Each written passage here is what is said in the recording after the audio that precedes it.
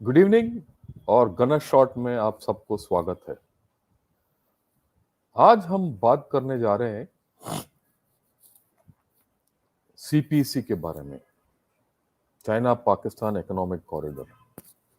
और China Pakistan economic corridor में हम बात करेंगे जनरल केजे सिंह साहब के साथ, क्योंकि उन्होंने इसके ऊपर काफ़ी स्टडी किया है और इनका डेजर्टेशन का भी सब्जेक्ट है। और सीपीसी जो है, मैं बताना चाहता हूँ, वो अभी तक हमारे साथ जुड़े नहीं, 1-2 मिनट में आ जाएंगे। तब तक हम ओवरव्यू देंगे कि ये हम क्यों कर रहे हैं।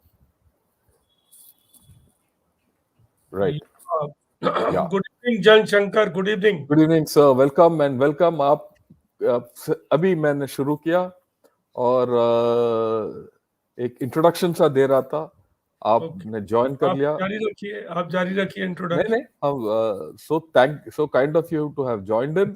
Thank I you. Was just saying कि मैं बोल रहा था कि हमने ये सब्जेक्ट क्यों चुना और जनरल केजे सिंह को क्यों चुना। और मैं सबको यही बता रहा था कि जनरल केजे सिंह को इसलिए चुना हम because he has done a great amount of study on it, he has done dissertation on it. और अगर आपको याद है सब लोगों को, वो 2 वीक्स बैक इन्होंने हमें अफगानिस्तान के बारे में बहुत अच्छी तरीके से समझाया। अफगानिस्तान, पाकिस्तान और सीपीसी, इन सब में एक लय है और एक there's a lineage between the three, or a connection between the three. So from that point of view, I thought he was a great expert to tell us about CPC. But I'll take a few minutes. I want to put the whole context in right, and then I'll hand it over to you. सही बिल्कुल। Why have we chosen CPC as a subject of this Future of Pakistan series? CPC was supposed to change the fortunes of Pakistan. How is it changed? Which way the fortunes have gone, General KJ Singh will say. But in the future, if there is an outside chance of revival of the fortunes of Pakistan, it lies in CPC. In the future, the chances of the Pakistan becoming a vassal state of China are also in the CPC, because the CPC has a great significance in the future of Pakistan. Right? That is why we are dealing with Pakistan. But जो पहले बार हमारे साथ जुड़ रहे हैं, हम ये पूरा सीरीज क्यों कर रहे हैं? पूरा सीरीज इसलिए कर रहे हैं कि पाकिस्तान का हालत बहुत खराब है। ये जो लिखा है हमने, ये और जो आप देख रहे हो दृश्य, कतार लगे हुए हैं खाने के लिए पाकिस्तान में, जो आज तक कभी नहीं हुए, इनके हिस्ट्री में कभी नहीं हुए। और इनका एक लेखक ने लिखा है, free food is temporary, poverty is permanent, यानी गुर्बत परमानेंट है। और वो स्थिति में ये पूरा देश आके पहुंचा है। दूसरी बात यह है कि एक और हमारे बात जब हुआ तो ये निकला है कि ये बहुत स्ट्रांग स्टेट है और ये वीक नेशन है पहले से।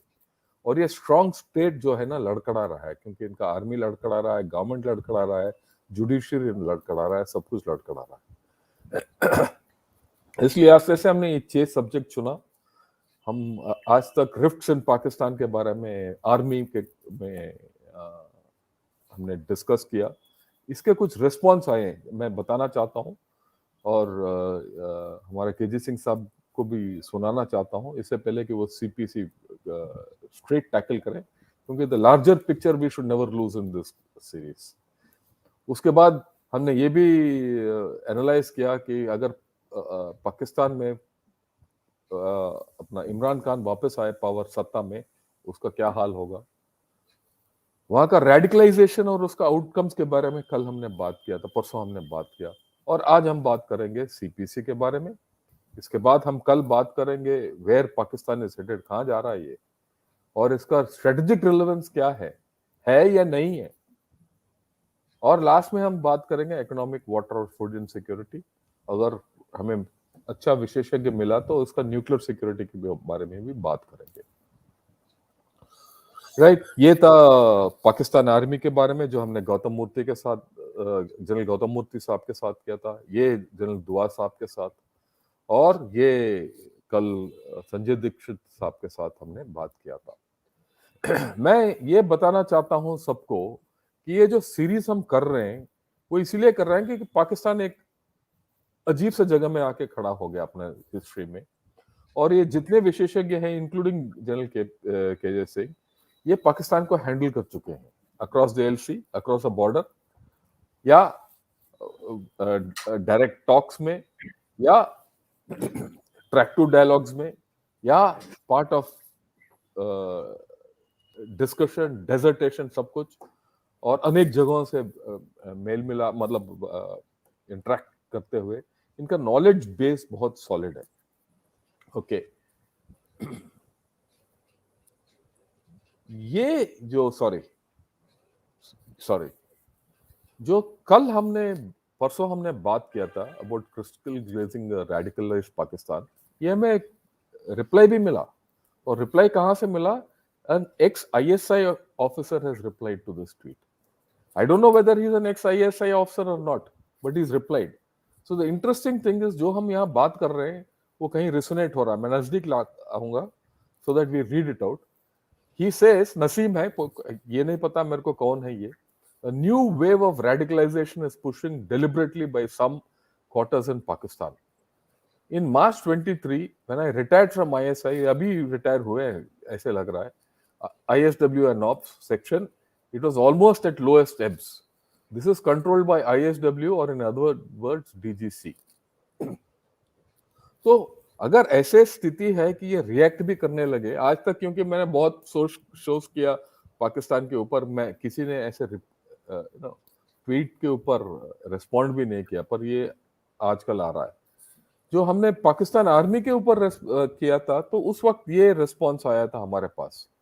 उन्होंने ये बोला कि हमारा डिस्कशन इंडोसेंट्रिक है, ठीक है। उन्होंने ये भी बोला कि पाकिस्तानी जनरल बहुत इंटेलेक्चुअल है हमारे से, ये भी ठीक है हमारी तरफ से। और उनका राय ये है कि हमारा एनालिसिस फ्लॉड होगा, बिल्कुल सही। पर एक और इनका विचार है कुछ लोगों का कि Pakistani army has gone bonkers and orphaned. Army has blundered by bringing Imran Khan to power in 2018. Nothing will change even if Imran Khan comes to power. Felt ashamed on listening to discussion between two of your senior officers. In this tussle, both India and Pakistan have the potential to disintegrate.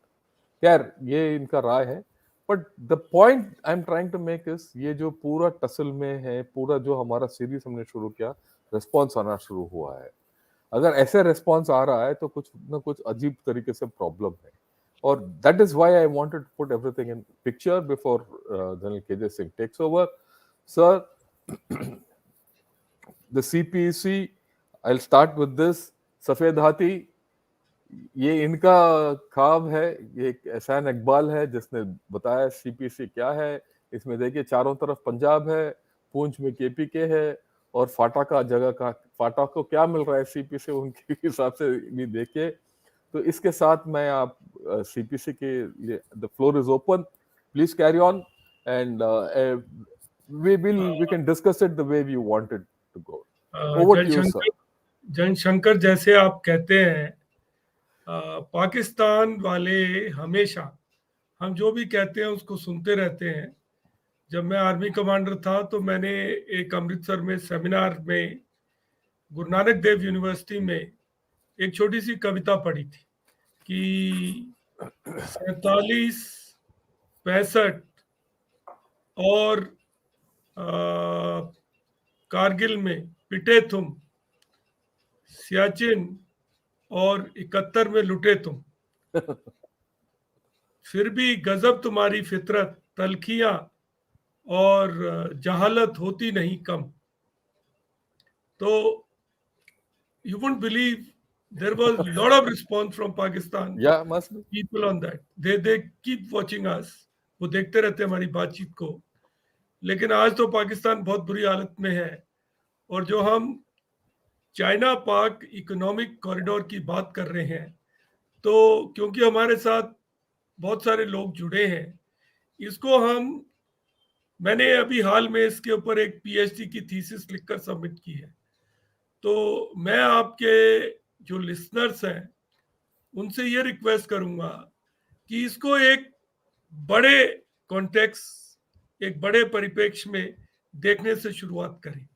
सबसे पहले कुछ दिनों पहले ये एक internationally academically pair reviewed report ने लिखा कि 770 मिलियन चीन के निवासी गरीबी की रेखा से ऊपर निकल आ गए मॉडरेट प्रॉस्पेरिटी की तरफ। ये उनके प्रेसिडेंट ने भी बोला उनकी कांग्रेस में, और जिसका मेन कारण, मेन रीजन है ट्रांसपोर्टेशन कॉरिडोर्स। हम हमारे देश में भी आप देख रहे होंगे कॉरिडोर्स बना रहे हैं, बुंदेलखंड कॉरिडोर, उत्तरांचल कॉरिडोर, और पर्वतमाला, सागरमाला, ट्रेनें शुरू की जा रही हैं। तो ट्रांसपोर्टेशन अगर आप बिजनेस हब से मार्केट को कनेक्ट कर दें तो बल्ले बल्ले, आपके बारे न्यारे, बहुत बढ़िया। तो चाइना ने भी इसका फायदा अपने देश के अंदर उठाया है। ये इंटरनेशनली एस्टेब्लिश स्टडी है, इसको हमें मानना पड़ेगा। लेकिन क्या हुआ, इसका फायदा तभी है जब आप इसको ईमानदारी से करें, करप्शन कम करें, लोकल लोगों को इन्वॉल्व करें और लोकल इकोनॉमी को भी साथ में फायदा दें। तो चाइना में तो उन्होंने कर लिया, लेकिन उनके दिमाग में ये विचार आया 2013 में कि हम एक बाहर की तरफ चलें। और आप याद करें कि डेंग जाओपिंग का पीरियड खत्म हो गया है और अब चाइना उस टाइम पे एग्रेसिवली राइजिंग, चाइना के पहले मैनिफेस्टेशंस हो रहे थे, पहला पहला जो उसका दिखाव या बाहर को प्रभाव है वो पड़ रहा था। तो उन्होंने एक वन बेल्ट वन रोड एक प्रोजेक्ट चलाया, OBOR, जिसकी बहुत क्रिटिसिज्म हुई कि ये पूरे वर्ल्ड को एक बेल्ट में जोड़ लेना चाहते हैं, बांध लेना चाहते हैं। तो फिर इसको उन्होंने रीपैकेजिंग शुरू किया और 2017 में उन्होंने BRI येडी यिल्लू, जिसको मैंडरिन में बोलते हैं, वो बनाया। अब क्या है कि चाइनीज लैंग्वेज ऐसी है और हमारी अंडरस्टैंडिंग उसकी इतनी, हमारे लिए वो एलियन है, सभी पूरे वर्ल्ड के लिए। तो उसका जो बनता है वन बेल्ट, जो बेल्ट एंड रोड इनिशिएटिव, मतलब पहले था वन बेल्ट वन रोड, अब हो गया बेल्ट एंड रोड इनिशिएटिव। तो इसमें आप सोचोगे रोड तो रोड ही होगी, नहीं, ये गलत है।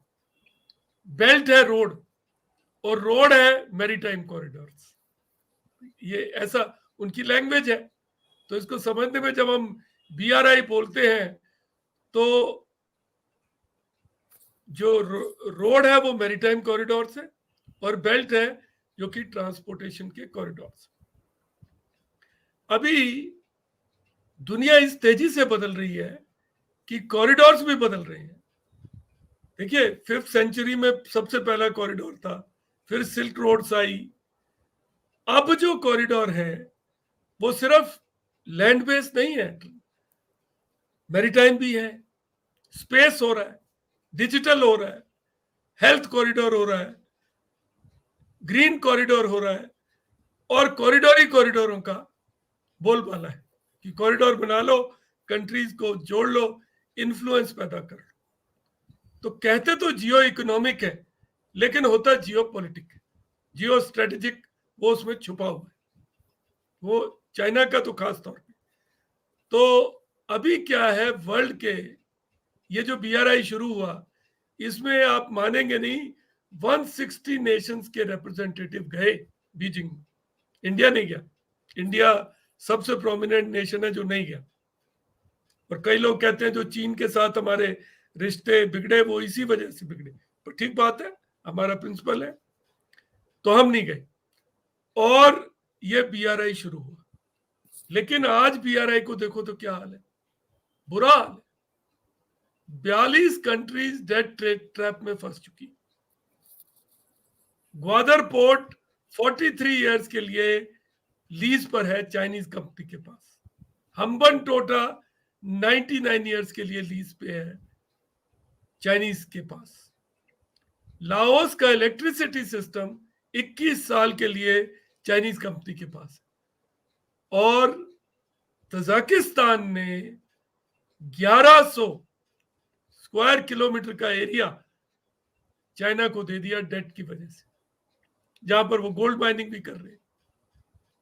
तो BRI, जिसको project of century, 21st century silk road बोला गया, वो तो मुश्किल में है। चाइना वैसे बहुत जिद्दी नेशन है, इतनी जल्दी गिव अप नहीं करेगा। एक चीज याद रखिए, चाइना की फिलॉसफी को देखिए। चाइना ये मानता है कि मिडिल किंगडम वो है, इसको बोलते हैं, वेस्टर्न नेशंस बोलते हैं मिडिल किंगडम सिंड्रोम। चाइना के पास ये बीमारी है। देयर आर मैप्स जिसमें चाइनीज मैप मेकर्स ने, जो काशगर में था एक आदमी, उसने चाइना को वर्ल्ड के सेंटर में दिखाया उस टाइम पे। तो चाइना ये भी मानता है कि जो पिछली सेंचुरी थी वो सेंचुरी ऑफ ह्यूमिलेशन थी। चाइना पे इंपीरियल कॉलोनियल पावर्स ने मनमानी की, और अब चाइना का टाइम आएगा तो चाइना अपना मॉडल पूरे वर्ल्ड को दिखाना चाहता है कि क्या तुम डेमोक्रेसी के पीछे पड़े हो, हमारा मॉडल देखो, हम सेंचुरी ऑफ ह्यूमिलेशन को बदल देंगे। तो ट्रैक्शन तो था इस चाइना के पास, पैसे भी सरप्लस है और इंफ्रास्ट्रक्चर बिल्डिंग कैपेबिलिटी भी सरप्लस है। देखिए चाइना के जो मेजर रूलर्स हैं, आप उनका एनालिसिस करो तो वो इंजीनियर्स हैं। चाइना के पॉलिट ब्यूरो के मेंबर्स का आप बायो प्रोफाइलिंग करो तो आपको आंसर मिलेगा, वो ज्यादातर इंजीनियर्स हैं और कुछ तो हाइड्रोलिक इंजीनियर। तो चाइना में वो कैपेबिलिटी है प्लान करने की, उसको हम डिनाई तो नहीं कर सकते। अब आते हैं सीपैक की तरफ।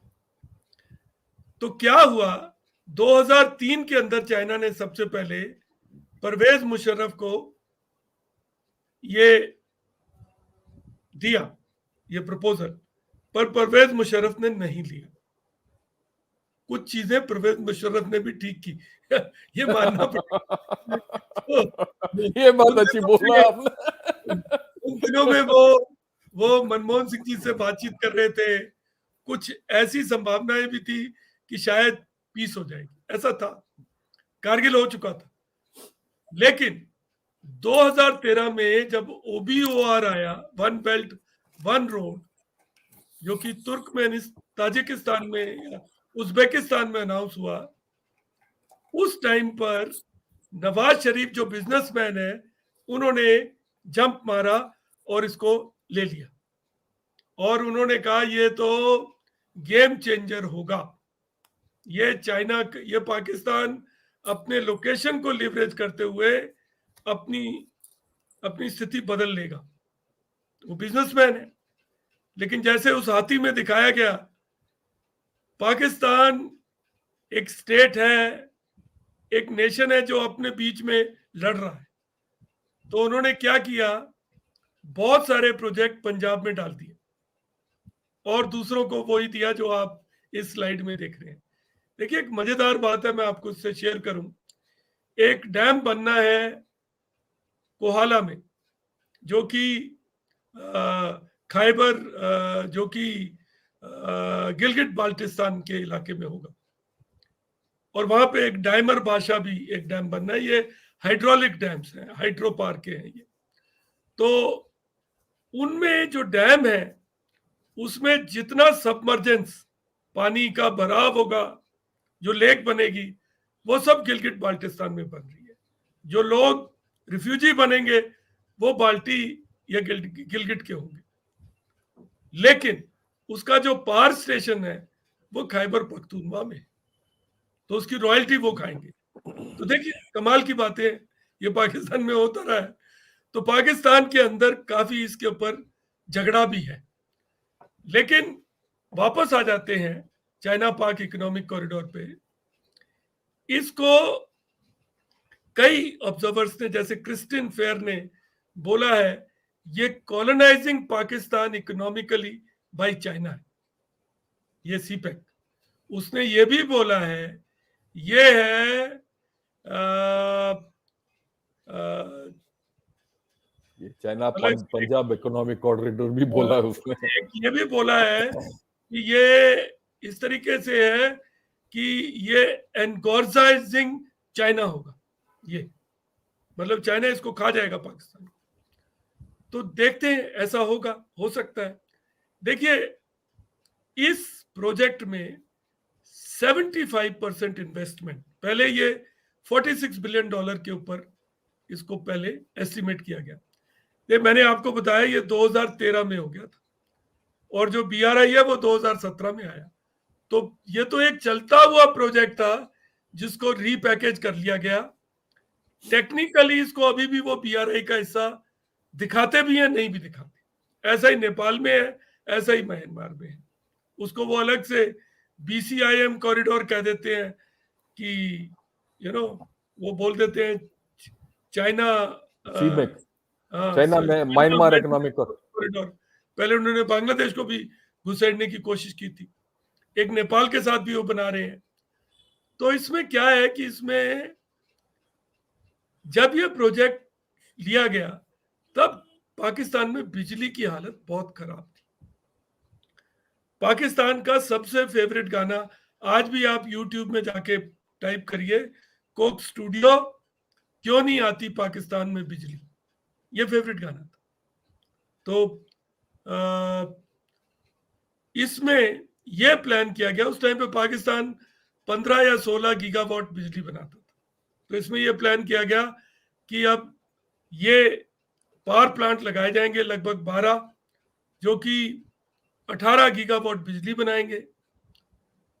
बिजली ये जो सारी बनाई जा रही है, ये सारी की सारी ज्यादातर कोल बेस्ड है या फर्नेस ऑयल बेस्ड है, जिसको इंपोर्ट करने के लिए पाकिस्तान के पास पैसे नहीं है, आज फॉरेन एक्सचेंज नहीं है। हाइड्रो पावर के जो प्रोजेक्ट है वो सिर्फ 3-4 हैं, उनसे 3-4 गीगावाट ही बनेगी। सोलर तो नाम के लिए है सिर्फ।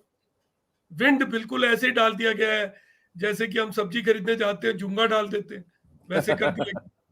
तो ये काम कर दिया गया है। तो मतलब ये प्रोजेक्ट, इसकी एक बड़ी क्रिटिसिज्म ये भी है कि ये कार्बन फुटप्रिंट को कम नहीं कर रहा, बढ़ा रहा है। और ये भी कहा जाता है कि चाइना अपने पुराने पावर प्लांट्स को रिसाइकल करके यहां लगा रहा है, ये भी बोला जा रहा है। कोई इसको ऐसे प्रूव तो नहीं किया गया है, लेकिन सबसे बड़ी कमी ये है कि आपने 75% प्रोजेक्ट को लगा दिया पावर प्लांट्स पे, लेकिन ट्रांसमिशन के ऊपर सिर्फ एक ही लाइन लगाई, एक ही। तो जो पाकिस्तान का आज का जो पावर डिस्ट्रीब्यूशन और ट्रांसमिशन सिस्टम है वो खस्ता हालत, बुरा हाल है उसका, और आपने उसको तो एड्रेस ही नहीं किया, और किया भी तो वो पंजाब में कर लिया थोड़ा सा। तो अगर आप पावर बना भी लेते हो तो उसको डिस्ट्रीब्यूट कैसे करो? और पाकिस्तान में सबसे बड़ा आज रोना यही हो रहा है कि इसके ऊपर कितना हमको पैसा देना पड़ेगा, कैसे होंगे, कौन पे करेगा इसके लिए? पावर तो बहुत सब्सिडाइज है आज। चलिए इसको थोड़ा छोड़ देते हैं पावर को। अब देखते हैं इसका दूसरा जो सबसे बड़ा जियो स्ट्रेटेजिक मुद्दा है, वो है ग्वादर। चाइना ने सोचा कि चाइना का आज जो एनर्जी जाता है 75% वो मलक्का स्ट्रेट से जाता है, और मलक्का स्ट्रेट के ऊपर बैठा है इंडिया और इंडोनेशिया, और फिर आगे जाकर वो एक्सपोज है। इसीलिए तो साउथ चाइना सी वगैरह में टसल चल रही है। तो चाइना ने अपने मलक्का की प्रॉब्लम को रिजॉल्व करने के लिए ये पोर्ट लिया ग्वादर। इसी तरीके से वो कोशिश कर रहा है क्याकपू म्यांमार में ले ले, और एक पोर्ट वो थाईलैंड में कर रहा है। तो वो कर रहा है उसको बाईपास करने की, रीपोर्ट बोलते हैं, जो कि थाईलैंड ये इसमें कर रहा है थाईलैंड में। तो चाइना का ग्वादर को प्लान ये था कि ग्वादर से एनर्जी की पाइपलाइन लगेगी जो कि जिनजियांग तक जाएगी, लेकिन वो तो शेख चिल्ली का प्लान है, उसकी कॉस्ट इतनी ज्यादा है, वो नहीं होगा कभी, वो तो अब गिव अप भी हो गया है। आज ग्वादर की हालत क्या है? वहां का पावर स्टेशन जो बनने थे वो नहीं बने, क्योंकि पाकिस्तान की पॉलिटिक्स में ऐसा हुआ, ये नवाज शरीफ साहब का चलाया हुआ प्रोजेक्ट था। इमरान खान जब इलेक्शन लड़ रहे थे तो वो चिल्ला चिल्ला कर कह रहे थे कि सीपैक करप्शन है, इसमें सारा करप्शन, यही उन्होंने हल्ला मचा रखा था। तो आते ही उन्होंने बोल दिया कि अब पाकिस्तान में कोई कोल बेस्ड या furnace oil based power plant नहीं बनेगा। तो आज तक वो इशू रिजॉल्व नहीं हुआ, और वहां पर बिजली अभी ईरान से आती है, इंटरनेट अच्छी तरह काम नहीं करते, पानी की सप्लाई सेट नहीं है, और बलोची रेवोल्यूशनरी आर्मी सिंध के एक्सट्रीमिस्ट के साथ मिलकर इसको अपोज कर, क्योंकि वहां पर फेंसिंग हो गई है, उन लोगों का जो लाइवलीहुड है फिशिंग और ये सब, ये डिनाई किया जा रहा है, तो उनको ये अच्छा नहीं लग रहा, और सिक्योरिटी की बड़ी प्रॉब्लम है।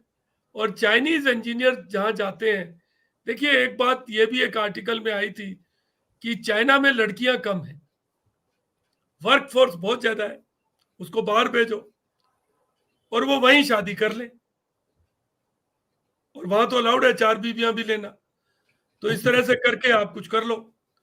तो एक ये भी एक डायमेंशन प्रॉब्लम है, और चाइनीज इंजीनियर्स के ऊपर अटैक भी हो चुका है। और चाइना इतना सख्त देश है, उसने पाकिस्तान से डैमेजेस भी ले लिए, बुरी हालत में है पाकिस्तान, पर चाइना ने अपने पैसे ले लिए।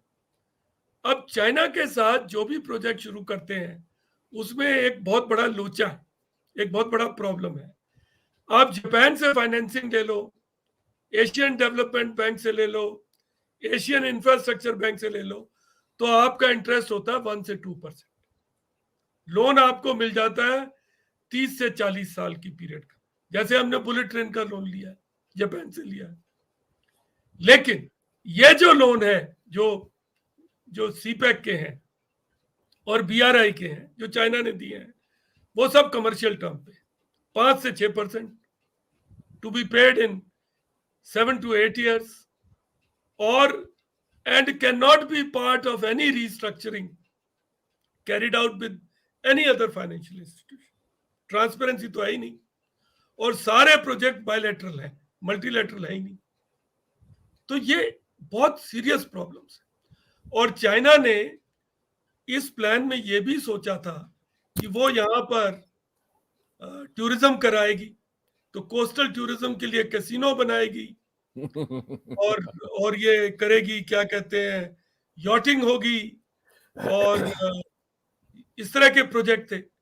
और इसमें यह भी सोचा गया कि कॉन्ट्रेक्चुअल फार्मिंग होगी, जैसे जिनजियांग में होती है, और पाकिस्तान की इकोनॉमी को एग्रो बेस से चेंज करके कॉन्ट्रैक्टेड फार्मिंग और एग्रीकल्चर कर दिया जाएगा, स्पेशल इकोनॉमिक जोन बनेंगे।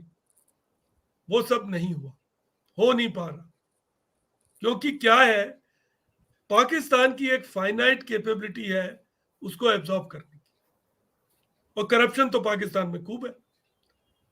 सीपैक को एक स्टेज पर आर्मी को हैंड ओवर कर दिया गया, एक अथॉरिटी बना दी गई, जनरल असीम बाजवा का उसका हेड बना दिया गया, लेकिन उन्होंने खूब चोरी की।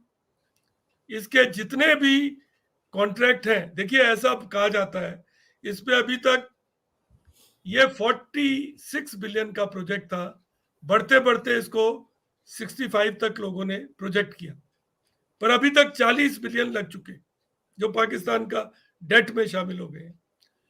अब ये पैसा कैसे लगा?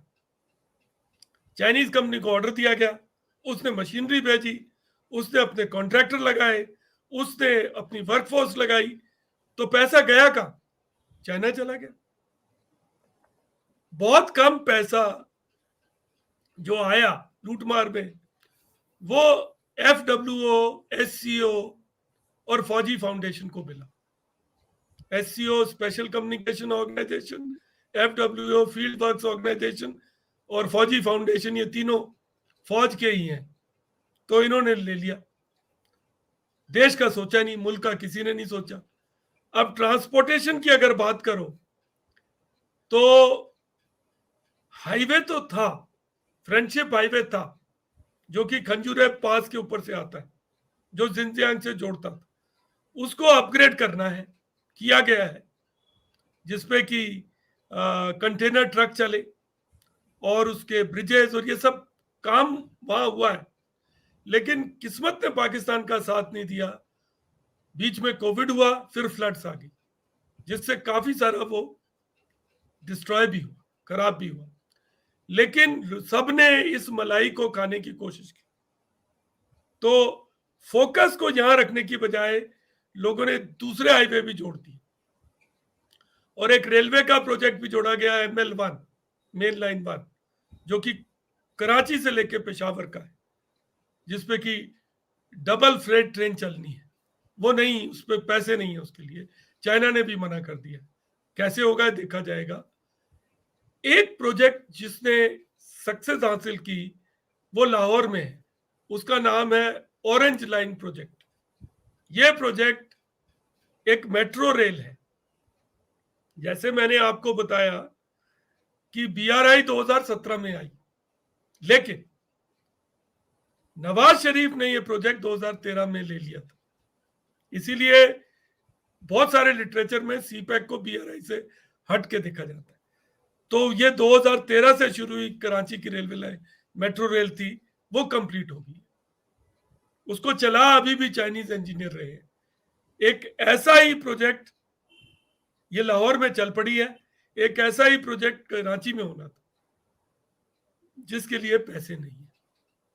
तो आज हालत ये है कि ग्वादर एक पोर्ट है जिसमें कोई ज्यादा बिजनेस नहीं होता, क्योंकि सब कुछ कराची से ही होता है। अभी कराची और उसका जो सिस्टर पोर्ट है पोर्ट कासिम, वहीं से होता है। एक्चुअली पाकिस्तान को एडिशनल पोर्ट की जरूरत थी ही नहीं। पाकिस्तान के पास ओरमारा, पसनी, पोर्ट कासिम, कराची, केटी बंदर पोर्ट है, सोनमैनी पोर्ट है, तो पोर्ट की जरूरत नहीं है। ग्वादर से लगभग 50-60 किलोमीटर दूर एक दूसरा पोर्ट है, ओरमारा। तो फिर ये किसकी क्या जरूरत है? सॉरी, पसनी, इसकी क्या जरूरत, इसकी क्या जरूरत है? और पसनी से और 100 किलोमीटर चले जाओ तो चाबहार है, और थोड़ा और आगे चले जाओ तो बंदर अब्बास। तो जो बिजनेस है वो तो अभी भी कराची और दुबई में हो रहा है, बाकी, और बंदर अब्बास में हो रहा है, बाकी ये पोर्ट चला नहीं ग्वादर। लेकिन चाइना का एम अचीव हो गया, उसका एक स्ट्रेटेजिक फुटप्रिंट हो गया, बेस बना लिया। इसके पीछे वो एयरपोर्ट भी बनाएंगे, प्रोजेक्ट चल रहा है, वो एयरपोर्ट उनको कैपेबिलिटी देगा। अब इसमें इंडिया क्यों रोता है, इंडिया क्यों गुस्से है? एक तो इसका जो अलाइनमेंट है बहुत सारे प्रोजेक्ट्स का, वो पाकिस्तान ऑक्यूपाइड कश्मीर में, तो नेचुरली ये तो सॉवरेनिटी की इशू है, हम कैसे एक्सेप्ट कर लें। और दूसरी चीज ये है कि हमारे लिए इस प्रोजेक्ट के थ्रू दिक्कतें बढ़ जाती। देखिए, जब चाइनीज इंजीनियर होंगे, चाइनीज वर्कफोर्स लगी होगी, तो हम उन एरिया को टारगेट तो नहीं कर सकते, मुश्किल है, लड़ाई बढ़ जाएगी। तो एक चाइनीज प्रेजेंस पाकिस्तान में पाकिस्तान को एक इम्यूनिटी देती है। और अब चाइना के साथ पाकिस्तान एक्सरसाइजेस कर रहा है, कोस्टल मैरीटाइम एक्सरसाइजेस कर रहा है। उन्होंने 2 लाइट डिवीजन खड़ी कर ली, 30,000 लोग खड़े कर लिए, उनको वेपन मिले हैं, फंडिंग हुई है, मॉडर्नाइज। अब उनको तो लड़ाई में कहीं भी इस्तेमाल कर सकते हो, ऐसी क्या बात। तो ये सब चीजें तो हैं ही, ये चिंता का विषय है। और वहां पर कोई सिक्योरिटी की सिचुएशन कोई अच्छी नहीं है। कोशिश की जाती है कि अफगानिस्तान को जोड़ लो, टर्की को जोड़ लो, लेकिन ये अभी तक सफल नहीं हो पाया। तो सवाल आपके मन में आ सकता है कि सीपेक का क्या होगा? क्या चाइना गिव अप कर देगा इतना आसानी से? मुझे तो नहीं लगता। मेरे को लगता है कि चाइना गिव अप नहीं करेगा, ग्वादर पे इन्वेस्ट रहेगा। अभी दोबारा बातचीत शुरू हो रही है, चाइना कोई ना कोई कुछ करेगा, ऐसे तो छोड़ने वाला नहीं है, क्योंकि बहुत पैसा लग चुका है और उस पैसे को रीपे कराने के लिए कुछ तो करना पड़ेगा। तो एक चीज वो भी है। और पाकिस्तान के अंदर आज बहुत लोग इसके ऊपर सवाल उठा रहे हैं कि ये प्रोजेक्ट क्यों किया गया, इसमें पाकिस्तानियों के लिए क्या है। क्योंकि देखिए, जो भी प्रोजेक्ट कहीं भी किया जाए वो विन विन तो तभी हो सकता है जब लोकल लोगों की इकोनॉमी का ध्यान रखा जाए, उनको एम्पावर किया जाए। अब इंडिया के लिए क्या है, आपके मन में सवाल उठेगा। तो इंडिया ने इसके आंसर ढूंढे हैं। एक तो चाबहार के पोर्ट के ऊपर हमारा काम कई सालों से चल रहा है, लेकिन यहां मैं एक सच्ची बात भी कहना चाहता हूं, क्योंकि हम तो स्ट्रेटेजिक, हम क्लेम तो करते हैं कि हम स्ट्रेटेजिक थिंकर हैं, मतलब है या नहीं है तो मुझे पता नहीं, लेकिन क्लेम तो करते हैं। ऐसा दिखावा तो हम आपके सामने करते हैं, तो हम आपको सच्ची बात जैसे हमें लगती है बता दें। देखिए, अपने दुश्मन से सीखना जरूर चाहिए। हम जो हमारे इंफ्रास्ट्रक्चर प्रोजेक्ट है वो कंप्लीट नहीं कर पाते। कलादान मल्टी मॉडल प्रोजेक्ट जो कितने सालों से चल रहा है, कहीं नहीं गया, फंसा हुआ है, कई फैक्ट्रियों पर फंसा हुआ है। उसके हिसाब से कलादान से एक पोर्ट है म्यांमार में, वहां से रोड बनेगी, उसके बाद एक रिवर से हम जाएंगे कलादान रिवर में, और फिर वो मिजोरम तक जाएंगे अगेन रोड से। पर वो कहाँ है, कितने, मैं ये इसके बारे में पढ़ रहा था जब मैं शंकर साहब के साथ हायर कमांड कोर्स कर रहा था, तब की बात। तो उसको तो अभी 20 साल हो गए। चाइना की जो स्पीड है, जैसे हमारे पीएम साहब कहते हैं गति शक्ति, वो करता है, दिखाता है कर दूसरे देशों में भी। इसी तरीके से चाबहार प्रोजेक्ट, ये भी हम 20 साल से ज्यादा से सुन रहे हैं, लेकिन अब इसमें चाइना भी घुस गया। जो शहीद बहेश्ती पोर्ट है उसमें 5 वो है बर्थ है, एक चाइना ने ले, हमारे पास एक है, चाइना ने एक ले लिया। चाइना कहता है हम रेलवे लाइन भी बना देंगे। तो हमारे लिए और क्या ऑप्शन है? एक तो ये है जो है, और इसमें हमारा बहुत कुछ इस बात पे था, अशरफ गनी के साथ हमारी वो थी, क्योंकि इसमें जो आगे कनेक्टिविटी है वो अफगानिस्तान जानी। तो जब से तालिबान आई है वो रुक गया, और हाजी कक की जो आयरन ओर की माइन थी वो हमें मिली थी, तो वो भी रुक गई है। पर इंडिया के लिए सिचुएशन होपलेस नहीं है। एक और कॉरिडोर है जिसको बोलते हैं INST, north south corridor, international north south transportation corridor. ये कहां से चलता है? ये बंदर अब्बास से चलता है। तो आप अगर नक्शे पे देखें अपने दिमाग में, मुंबई से आप पश्चिम की तरफ चले कराची, कराची से और पश्चिम को जाएं तो ग्वादर, थोड़ा और पश्चिम को आपको मिल जाएगा चाबहार, और चाबहार के आगे है बंदर अब्बास। बंदर अब्बास ईरान का सबसे बड़ा पोर्ट। सो बंदर अब्बास से आप ले जाएं कंटेनर को मुंबई से बंदर अब्बास, बंदर अब्बास से उसको रेलवे या रोड पे डाल दें। रेलवे अभी बना नहीं है पर रोड लिंक है, और उसको कैस्पियन सी का जो पोर्ट है बंदर अंजलि, वहां ले जाए, और बंदर अंजलि से वो स्टीमर पे चला जाए, वहां से वो अस्त्राखान कैस्पियन के दूसरे कोने, और वहां से पीटर्सबर्ग जा सकते हैं। लिंक्स अवेलेबल है ज्यादातर, इसकी ट्रायल की जा चुकी है। ये बहुत सस्ता है, ये कम से कम 10 दिन बचाता है। कॉस्ट इसकी 1/4 है ट्रांसपोर्टेशन की, और ये सेंट्रल एशिया से हमको कनेक्ट कर सकता है। लेकिन इसमें भी कुछ पॉलिटिक्स, जियो पॉलिटिक्स फंसी हुई है। ईरान करना भी चाहता है, नहीं भी करना चाहता है। तो ये कुछ पॉसिबिलिटीज हैं, कुछ संभावनाएं हैं आने वाले दिनों में इंडिया को। देखिए, ये नहीं है कि रोड का जवाब एक और रोड बना दो, कुछ इनोवेटिव कर डालो। आईएनएसटी एक इनोवेटिव सॉल्यूशन है। अगर आईएनएसटी चल पड़ा तो ग्वादर की वैल्यू इतनी नहीं रहेगी, क्योंकि सिर्फ चाइना के लिए नहीं है ये। जब तक ट्रेड सेंट्रल एशिया का नहीं आएगा, ये वाइबल पोर्ट नहीं बनेगा। इंडिया के पास दूसरे ऑप्शन भी हैं, जैसे चेन्नई से व्लादिवोस्टोक कॉरिडोर है, आप उस साइड से भी जा सकते हैं करें। और कहा जा रहा है कि साइबेरिया में बहुत सारे मिनरल्स हैं, उसको भी डेवलप किया जा रहा है। तो इस तरह के ऑप्शंस इंडिया के पास हैं, इंडिया उन पे वर्क कर रहा है। लेकिन मैं आपको और आपके सुनने वालों को ये बताना चाहूंगा कि जो चाइना है वो आज के सिचुएशन में, आज चाइना की प्रेजेंस वर्ल्ड के लगभग 40 पोर्ट्स में है। उसका जो हब है वो जिबूती है। एक जिबूती एक ऐसा मुल्क है, कमाल का मुल्क है। आप पढ़ो, यहां पर एक फ्रेंच बेस है, एक अमेरिकन बेस है, एक चाइनीज बेस, सबने बेस बना लिया। वो इसी के पैसे कमा रहे हैं।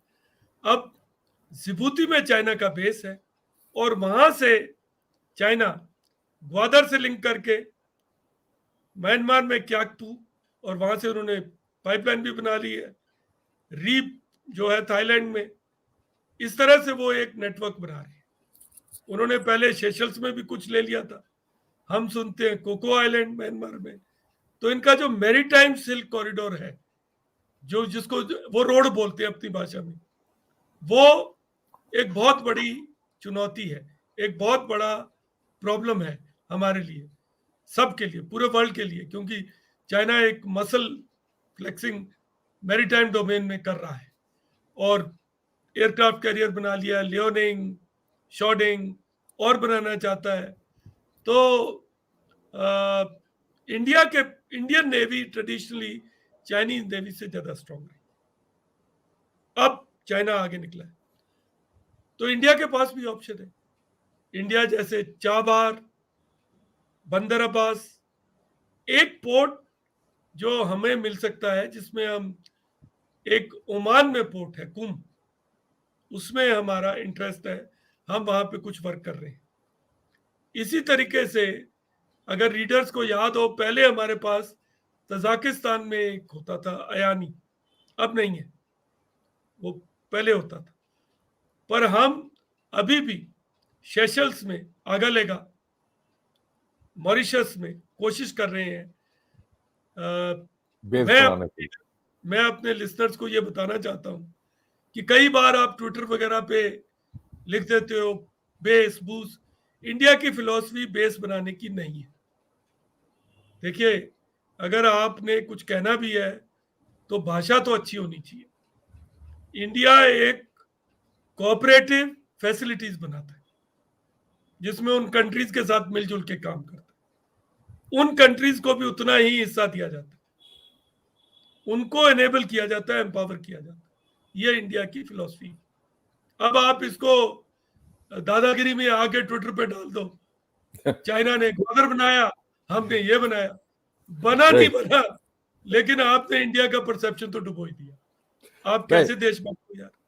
Sir, sorry. जब आपने you given a ट्रेमेंडस outreach and outlook and a large Vista on Pakistan and CPC, and आपने बाहर विद इंडियन इंटरेस्ट जोड़ के आपने पूरा दृश्य बनाया and expanded into the Indian Ocean region, which is absolutely fantastic because it gives you the larger picture of what's happening here. Could you spend some time and tell us and tell the viewers, we know where CPEC is and we know where Pakistan is today, right? In the context कि क्या CPC का हालत क्या है और पाकिस्तान का हालत क्या है, इसका ओवरऑल असर क्या होगा पाकिस्तान के ऊपर, और ओवरऑल सीपीसी के आउटकम्स क्या होंगे, और तीसरा इसका पहलू है कि चीन और पाकिस्तान का रिश्ता के ऊपर क्या कोई दरार पड़ेगा, राइट? देखिए इफ वी कैन, शंकर, ऐसा है कि चीन और पाकिस्तान के रिलेशंस, देखिए चाइना इंडिपेंडेंट हुआ 49 में, पाकिस्तान ने उसको रिकॉग्नाइज कर लिया 50 में, फर्स्ट फ्यू नेशंस या में था, इंडिया भी था। 1963 में उन्होंने सक्शगाम वैली दे दी। 50s में हम लोग याद नहीं करते, जो फिजो था नागा मिलिटेंट, वो ईस्ट पाकिस्तान से भागा था, और नागा जो विद्रोही थे उनको ईस्ट पाकिस्तान से कराची लाके ट्रेन किया गया था, जो पहला लॉट। हम भूल जाते हैं, हम सोचते हैं प्रॉक्सी वॉर तो अभी यही होता है। 89-90 में JNK में शुरू हुआ, ये तो बहुत पहले शुरू हो चुका था। ईस्ट पाकिस्तान तो बेस था, वहां परेश बरुआ ये सब रहते थे, अनूप चेतिया, ये एंथनी शिमरिंग, ये सब रहते थे। तो भला हो शेख हसीना वाजिद का, जिसने, मैं तो कहता हूँ सब इंडियंस को, कि अगर आपको किसी इंटरनेशनल लीडर को शाबाशी देनी है तो शेख हसीना वाजिद को, जिसने अपने देश के लोगों के, वहां बहुत बड़ी रेडिकल लॉबी है, उसके after delivery east against, Pakistan, उसके अगेंस्ट खड़े होकर उसने ये ऐतिहासिक कदम उठाया, अनूप चेतिया को हैंडओवर कर दिया, और हमें वो कैपेबिलिटी दी कि हम एक्ट ईस्ट पॉलिसी को फॉलो कर सके। ओके, तो पाकिस्तान के रिलेशनशिप तो चाइना के साथ ऐसे हैं ही। अभी हमारे लिए क्या कॉम्प्लिकेशन है, हमारे लिए ये है कि पहले तो हम ये सोचते थे कि हम सिंगल फ्रंट से काम चला लेंगे, डेढ़ फ्रंट कर लेंगे, हमारी डिप्लोमेसी हैंडल कर लेगी, चाइना बहुत बड़ा देश है, हमारे साथ नहीं भिड़ेगा, और अगर पाकिस्तान अटैक भी करेगा चाइना इंटरफेयर नहीं करेगा। 71 में नहीं किया, कारगिल में नहीं किया, तो हम ये बोल देते थे। लेकिन आज ये हालत नहीं है। आज सीपैक के जरिए वो मिल चुके। देखिए, आप अपना दिमाग, अपना ध्यान थोड़ी देर के लिए, आप सबने टीवी पे पेंगोंग सो देखा है, तो अपने को लद्दाख में ले जाओ, लद्दाख के ऊपर अक्साई चिन्ह है, थोड़ा और आगे जाओ तो सक्शगाम है, बीच में काराकोरम पास है, इस तरफ सियाचिन है, यही तो है वो। और जो नया हाईवे बनाने की बात हो रही है, 219 या जो भी बोला जा रहा है, वो सीपैक को डेप्थ देने के लिए है। ये कहा जा रहा है कि चाइना ने लद्दाख में ये क्यों किया, तो दो तीन बातें कही जाती है। एक बात यह भी कही जाती है कि चाइना सीपैक को सेफ रखना चाहता है, इसलिए उसने इंडिया के साथ ये किया। और दूसरी चीज आपको ये भी ध्यान रखनी होगी, अब लोग ये कह रहे हैं कि जब पाकिस्तान ने सक्शगाम दी, तब तो वैसे उनका कोई कब्जा भी नहीं था, उन पे कोई था भी नहीं उनका, उन्होंने दे दी बेवकूफों की तरह। आज सक्शगाम वैली वर्ल्ड का the biggest fresh water reservoir है। यस, इसमें दुनिया का सबसे ज्यादा ताजा पानी मिल सकता है, और ताजे पानी की जरूरत सिलिकॉन चिप बनाने के लिए है। यस। तो ये और इनका इसका एक सेमीकंडक्टर के लिए, सेमीकंडक्टर्स के लिए most important thing for China is in that area, right? या I think you brought out a great point. ये बहुत बड़ी thank you for bringing it out. उपलब्धि है, ये बहुत बड़ी उपलब्धि है, जो कि चाइना के हिस्से में आ गई है, चाहे बाय डिफॉल्ट आ गई है, लेकिन आ गई है। तो मेरा विचार ये है, अगर मैं समअप करूं, कि ग्वादर पे तो चाइना अब नहीं छोड़ेगा। ये 43 ईयर लीज है, ये 99 हो जाएगी, ये इसको नहीं छोड़ेगा, चाहे उसको एयर हेड से मेंटेन करना पड़े। देखिए, कल्चर ये है कि पाकिस्तान में उन इलाकों में ट्राइबल वॉरलोड्स हैं, पश्तून वाली का कोड है, और जब तालिबान के खिलाफ अमेरिकी लड़ रहे थे, इंटरनेशनल फोर्सेस थी, तो वो सब अपने कंटेनर्स को वहां ले जाने के लिए प्रोटेक्शन मनी देते थे। तो क्या ये सिस्टम दोबारा शुरू हो सकता है? चाइना होगा प्रोटेक्शन मनी दे और वो होगा अपने होगा कंटेनर ले जाएगा। और देखिए एक चीज और जो मैं भूलता जा रहा था, मेरे को अब याद आई, एक ऑप्टिकल फाइबर लिंक काशगर से लेकर रावलपिंडी के लिए लगा दी गई है। तो आज जो जिंजियांग मिलिट्री डिस्ट्रिक्ट हेडक्वार्टर है इट्स और जो कनेक्टेड। जीएचक्यू है पाकिस्तान का, वो 1 to 1 है। उनके अंदर सीमलेस कनेक्टिविटी एस्टेब्लिश कर ली गई है। आगे ये बढ़ भी सकती है। तो हमारे लिए तो चिंता का विषय है, क्योंकि चाइना का इतना इंटरेस्ट है। मुझे लगता है चाइना, कई बार हम कहते हैं कि चाइना क्यों नहीं पाकिस्तान को पैसे दे रहा, पर चाइना एक बड़ा तेज प्लेयर है, वो देख रहा है।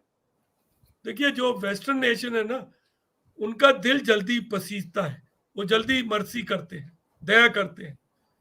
तो वेस्टर्न नेशंस को लग रहा है कि पाकिस्तान भूखा मर रहा है, पाकिस्तान का बुरा हाल है, तो वो कुछ देना चाहते हैं, कुछ कुछ पैसे दिए जा रहे हैं। चाइना नहीं देगा। जैसे तालिबान को दे रहे हैं। चाइना नहीं देगा, चाइना बहुत सोच समझ के देगा। चाइना को पता है देने के लिए ये है ना बेवकूफ देश, ये दे देंगे, डूबने नहीं देंगे। और पाकिस्तान भी ये गेम तो खेलता ही है कि राइट, बैलेंसिंग का। तो बैलेंसिंग, पाकिस्तान में भी लॉबीज हैं जो कि राइट। बैलेंसिंग करते हैं। तो जनशंकर, मेरा ये व्यू है कि सिचुएशन कॉम्प्लिकेटेड है, बहुत ज्यादा कॉम्प्लेक्स है। लेकिन आज पाकिस्तान में बहुत 80% सामान चाइना से आता है। चाइना पे डिपेंडेंसी बहुत ज्यादा है। चाइना ग्रेन्स नहीं दे सकता। China is not a surplus grain Not a exporting food. Country. Yeah, I agree with you. India है, चाइना नहीं है। तो चाइना ग्रेन नहीं दे सकता, वो Right. प्रॉब्लम है। So I yes think we've got large answers from you, mota answers, because yes क्यों कि the big thing जो आपने बोला है वो ये है कि चाइना पाकिस्तान को छोड़ेगा नहीं। एट द लास्ट मिनट आके कुछ ना कुछ देता रहेगा। It will trickle feed it to keep it alive. At the same time it will not rescue Pakistan. वो जैसे वो अजीत बोलता था ना, लिक्विड ऑक्सीजन दो तो ना मरे ना जिए, that kind. Right. Western nation इसको डूबने नहीं देंगे, चाइना इसको भी तक बचाएगा नहीं। मरना नहीं देगा। तो ये चल रहा है। आप बिल्कुल राइट, ठीक है। Right. So that is the status. रही बात बाकी क्या ये CPC will it turn around? It is very clear it will not turn around. Right. It CPC will not be, even अगर कोई नैरेटिव निकले कि कल के दिन ठीक है भाई सब आके पैसा दो और इसको धक्का लगाओ और सीपीसी को दोबारा बनाओ, make it an engine of growth for Pakistan, it's not gonna happen. Right. क्योंकि इनफैक्ट ऑन प्लानिंग ही गलत थी। देखिए जनशंकर, वो उन्होंने मैं ये देखा, देखिए कुछ एक्सपर्ट ये कहते हैं कि पाकिस्तान जैसी कंट्री में एक साल में 2 से 3 बिलियन डॉलर से ज्यादा एफडीआई एब्जॉर्ब ही नहीं हो सकती। या आई एग्री विद यू। उनके पास ये सिस्टम ही इनफैक्ट नहीं है। इनका ये I used to write a lot of articles on CPC 2-3 years back before I turned my attention to China. And I remember writing a lot of CPC projects go through Baluchistan. और ये लोग बोलते थे कि भाई Balochistan is the weak heart of CPC. Right. कि सही वहां बात है। हार्ट फेल कभी भी हो सकता था।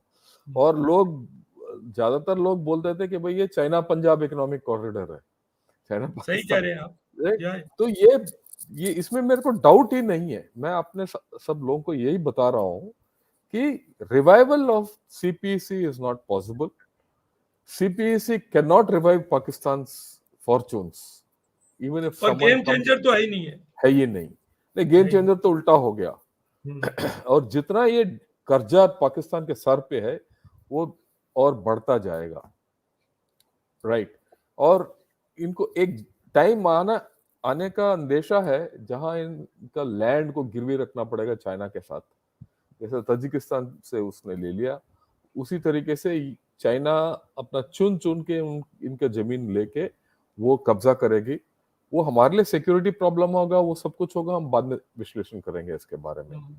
बट पाकिस्तान को will become some kind of a vassal state to USA, sorry China, और यूएसए इसको होने नहीं देगा. वो भी यूएसए सही में भी बात है, राइट. क्योंकि सो जो डेमोक्रेटिक लॉबी है वो वो पाकिस्तान को सरवाइव कराना चाहती है, पाकिस्तान को वो बचाना चाहती है, तो वो लॉबी भी वहां पे काफी स्ट्रांग है. आप स्ट्रांग ठीक है. कह रहे तो आगे जाके देखेंगे तो अगर पाकिस्तान जिस तरीके से भी सर्वाइव करेगा, चाहे वो it will become some like thing like Somalia, कोई बोलता है लेबनाइजेशन ऑफ पाकिस्तान, कोई बोलता है Somalization of Pakistan, someone says बिकर जाएगा. जिस तरीके से भी कुछ भी हो, Pakistan is going to become a some kind of a battleground state, right? But that हैं. हम we will talk, ये ब्रिगेडियर अरुण सहगल साहब के साथ हम परसों बात करेंगे. We'll see the strategic relevance, irrelevance, and the battleground states of Pakistan. But today, I think you brought out a lot of big issues. Can we take on some questions before this please thing? Sir, please sir, Yeah, please. yeah. First, Maximilian, thanks a lot for your contribution. Simran, again, thanks a lot. Simran says, sir, great shows. Follow your talks intently. Wish you millions of subscribers. Thank you. Uh, the show is good only because people like General KJ Singh come, right? And no, I'm not, honestly. See, the whole idea of this show and the whole idea of Gunner Shot is to get the best minds and the best strategic minds available in the country in front of people. And so that you get an idea as to how our nation functions, right? And get it put things across in an organized manner. And that is why I keep requesting, please subscribe to Gunner Shot. Get your friends on to Gunner Shot, because you'll get a very clear idea of what we are thinking, and we are open to the toughest questions you can pose to us. Right? If we don't have answers for your questions, we'll go back, do research, and then come back to you. You will get the right picture. And we'll also give you clarity, क्योंकि बहुत अफवाहें फैलती हैं और अमूमन हम ये भूल जाते हैं हमारा स्ट्रेंथ क्या है. हम हर वक्त यही सोचते हैं कि दूसरा का स्ट्रेंथ क्या है. Right. Maximilian has a question, sir. I heard that China is looking at Pakistan to meet its food insecurity by utilizing fertile land in Punjab. How Pakistanis will take it if their lands are getting grabbed by Chinese? So your take. See, today in Pakistan, there are huge big tracts of land which are owned by big landlords. Pakistan is one of the most feudal nations in the world. It is that kind of a country. Recently, there was an advertisement which said that Pakistan army intends to take our land, and that was surprisingly signed by an army officer, not a revenue officer or a civil adam officer. Yeah, Land 1500 acres, I think. cultivation. He said that. So it is happening. Contractual farming. See, this project of China is to set up, you wouldn't believe, audacity of Chinese. Yaar, so hats off to these guys. They want to set up pig farms in Pakistan where eating pork is haram because their workforce or for their country, they'll take it from you. They also want to set up vaccination farms. What kind of vaccinations? Will it be Wuhan type of research here? So China has got in this very, very ambitious plans. And you are right. They are thinking at, they feel that in agriculture in Pakistan is inefficient. That needs to be taken on Xinjiang model, contractual farming. They have also plans to make warehouses. All that plan is there. And they also want to make cattle farms, a lot of such activity, animal husbandry. They see Pakistan has got very big shortage of fertilizers. So they are setting up in this Fertilizer project plants to the also. fertilizer plants also. So these are all are there. See, what I would like to add is that all this helps food insecurity of China. It helps China beat the Malacca trap or the Malacca dilemma by taking food across. At least that part of Xinjiang, if it is fed from Pakistan through their land by Pakistani labor at very poor rates, then they are in a great position. Great, For great China, situation. it Yeah, is it's a they laugh their way to the bank. yeah, yeah. ठीक है, China के लिए तो सब कुछ यहाँ तो सोने पे सुहागा है ये, So, right? So there is a lot of value. So this is the thing, right? Simran, thanks again for the super sticker. Uh, right. Some more questions, sir. Tanushri Das says, very interesting discussion, sirs. We see the major European nation rushing towards China lately, with Ukraine war ending hopefully. Will the EU allow China major projects to be rebuilt in Ukraine? Tanushri, this is a Ukraine thing. We will not take this on, right? the only Uh, thing I want to tell Tanushri is that Ukraine war has impacted one leg of BRI. The BRI is one link which had to go through Ukraine, Eurasia has got stopped, yeah, and that's why importance of INST, which helps India, has gone up. yeah, Because today, by putting Russia under sanction, by Baltic Sea becoming heated up by issues in that area, and Iran under sanctions, INST is a wonderful solution for these sanction uh, impacted nations. मतलब उन Nations के लिए बहुत बढ़िया एक solution है अगर इसको आगे लेके जा सके. right. Next question from Maximilian. If Pakistan ends up losing Gwadar port to China and China establishes a naval base there, will it be a threat or an ideal target for India? See, some people say Cpec can be a target also. Some people Yeah, say that corridor can be a target. But I will we myself said like it. will we like to do it in such a hurry? See, China doesn't have to make Gwadar uh, declare it as a base. All facilities are there. So if need be, after a few years, you'll see some warships docking there for logistics. They'll say it's only for logistics. Slowly, they'll make all the database, everything.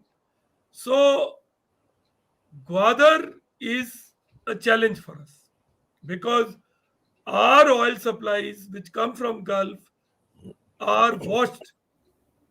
Gwadar has full overwatch over that and capability to interfere.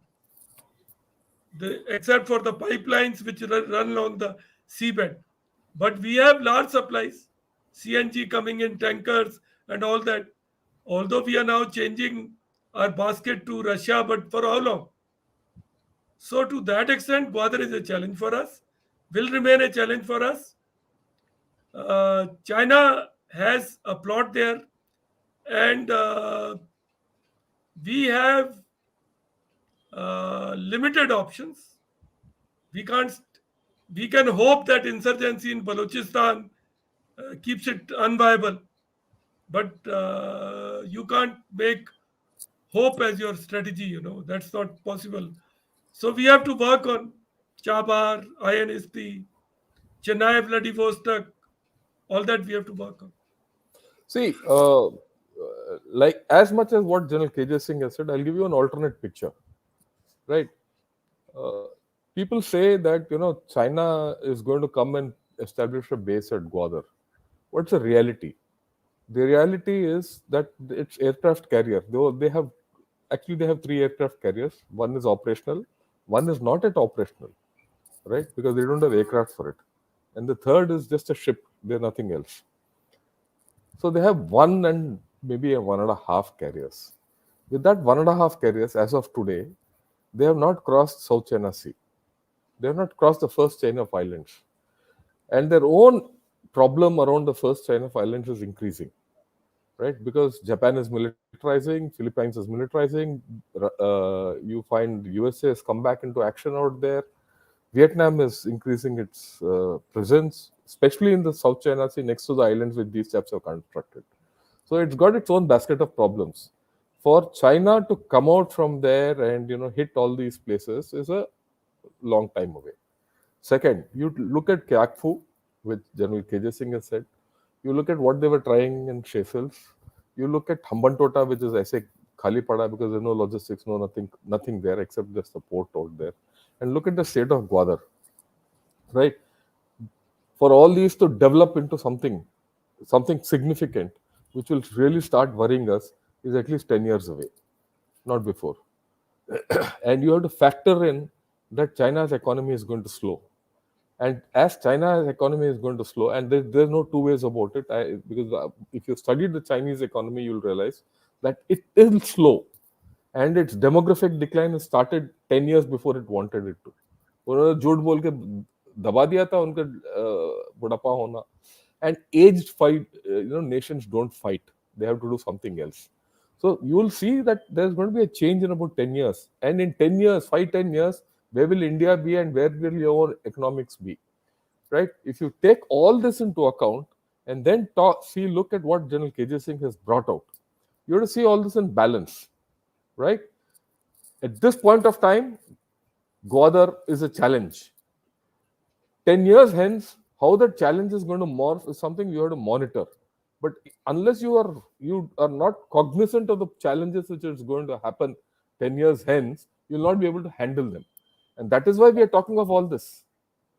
Right? There are so many possibilities in this geopolitical business. You have to look at it from all points of view. Right? Right? And there is no one who's got the right answer for all this.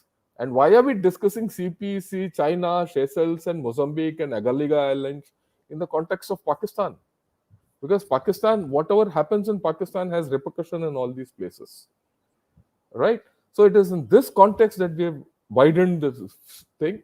Tomorrow we'll go back into Pakistan to look at smaller things in Pakistan. But you must understand the larger things which we have put across, and which General KJ Singh in great detail has put across to you, that CPC इनके गले में पड़ गया है, ना ये नीचे जा सकता है, ये ना ये बाहर आएगा.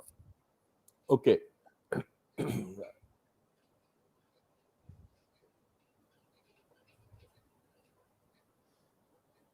Okay. Shrestha says, what is the best outcome for India? Pakistan going towards US or China or splitting? A very hypothetical question, sir, but we'll take a shot at it because it's the fun is in answering such questions also.